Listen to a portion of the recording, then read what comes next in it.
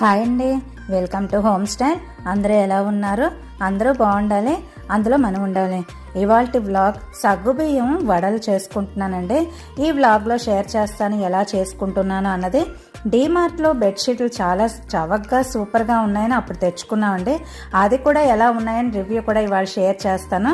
ఎందుకంటే బడ్జెట్ ఫ్రెండ్లీలో రెండు బాగున్నాయండి. రెండు బెడ్షీట్లు అయితే తీసుకున్నాను. అవి ఎలా ఉన్నాయి, ఏమేమి తీసుకున్నాను, సగ్గుబియ్యం వడలు ఎలా మేము చేసుకున్నాం అన్నది ఈ వ్లాగ్లో షేర్ చేస్తాను. సగ్గుబియ్యం మీకు తెలుసు కదండి, చాలా హెల్దీ కూడాను. మనం డైట్లో కూడా వాడుతూ ఉంటాము.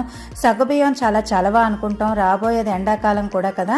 దానికి ఎలా ప్రిపేర్ చేసుకోవాలి, ముందు ఎలా సగ్గుబియ్యం నానబెట్టుకుని ఎలా చేసుకోవాలి అన్నది ఇప్పుడు నేను చూపిస్తాను. ఇది ముందే నేను నానబెట్టేసుకుని ఉంచుకున్నానండి. ఇలాగా సగ్గుబియ్యం ఒక 3 గంటలు అయితే నేను పొద్దున్నే వేసేసుకున్నాను. అంటే ఇవాళ చేసుకోవడానికి వీలుగా నేను చేసుకుని ముందే నానబెట్టేసుకున్నాను. ఇది పిల్లలు ఈవినింగ్ స్నాక్ కింద అయినా సరే, మనకి ఏదైనా